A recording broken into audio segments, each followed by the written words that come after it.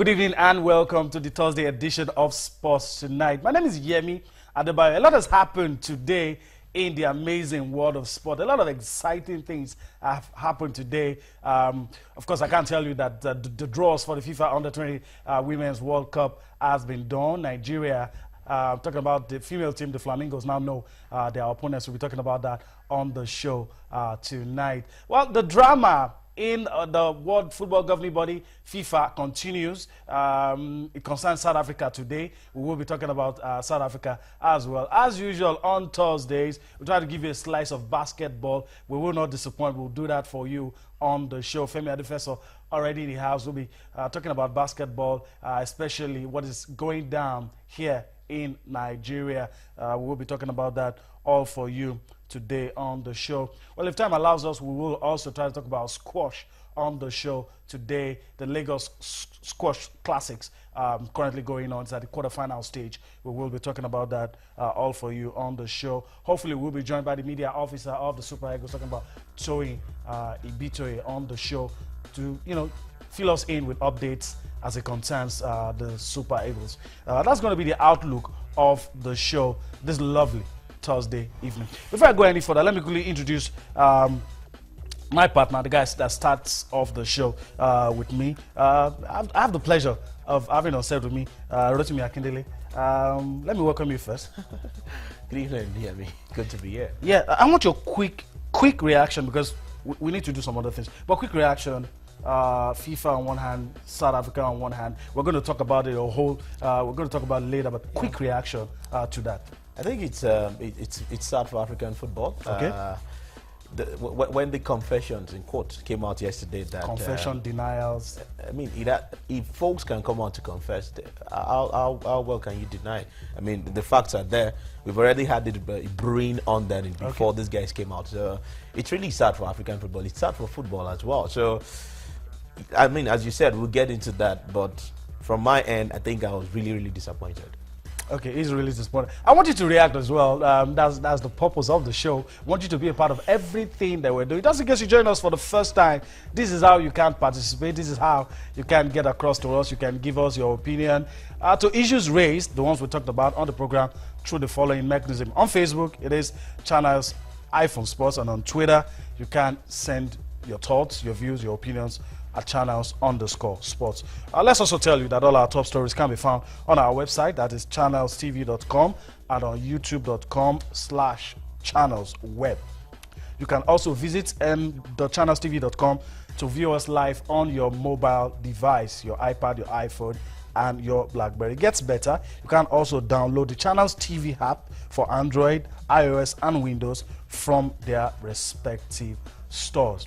Okay, I want you to be a part of everything we're doing. That's the reason why we have brought that to you, so that you can react to the FIFA issue, talk about what's going on South Africa. You can even also talk about issues that we've not highlighted for you on the show tonight. But Rotimi, let's quickly talk about let's start from home.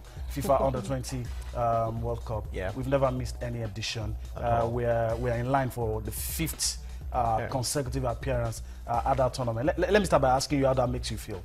I think it's a good one for the girls.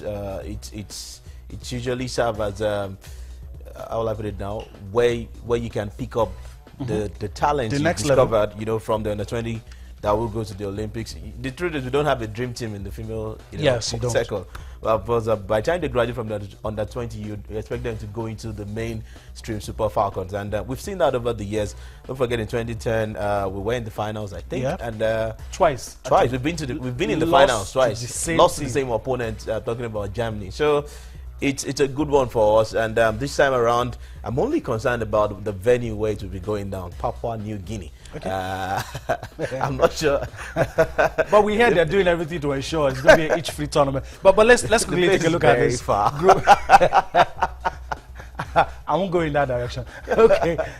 What do you have on screen? Group A, Papua New Guinea, the host. You have Sweden, you have Brazil. As a matter of fact, Brazil has qualified for the women's under-17 as well. They're the first team to do that. You also have North Korea, powerhouse at this level. Football. Group B, that's where all eyes will be. You have Spain, Canada, Japan, and Nigeria. Of course, Group C, France, United States, Africa's other representative, that's Ghana and New Zealand. And of course, Group D, Germany, Venezuela, Mexico, and South Korea. Let me allow you, Rotimi, talk about the group that has Nigeria. Yep. We're going to be coming up against Spain, Canada, and Japan. It's too early to start saying that we're going to get out of that group. I don't think it's early. I mean, because the tournament is in the summer, just before the Olympics. And if you look at Spain, they've had a decent, female football team. Looking at it from the under 17 to the under 20,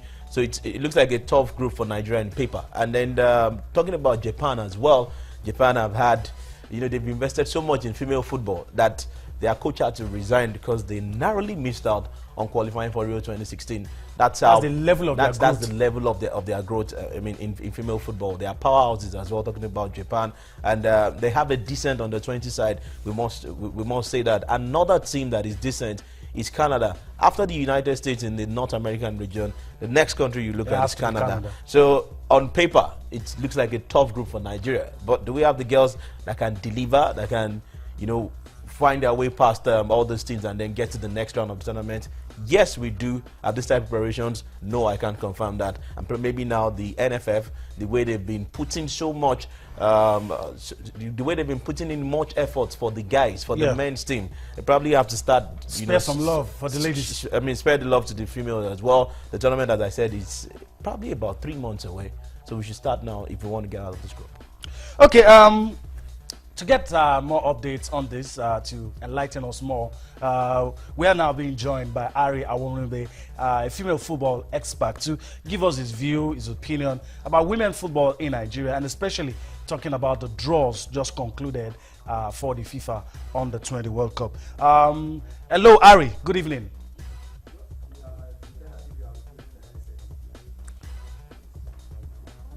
Well, Ari, I don't know if you can hear me. Good evening. We're just talking about the draws made for the FIFA Under-20 Women's World Cup. I know you must have heard about it. I mean, what's your opinion? How far do you think Nigeria can go with the kind of opponents that we have in our group?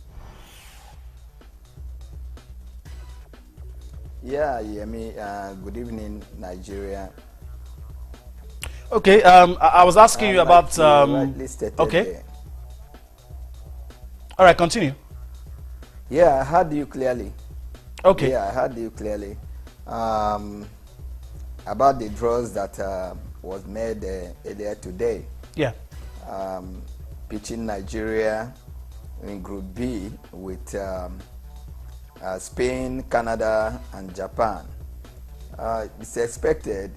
Nigeria is a powerhouse in Africa, and Nigeria has been in every Women World Cup at every level, from the senior women national team, the Super Falcons, to the Falconers, the Under-20. You rightly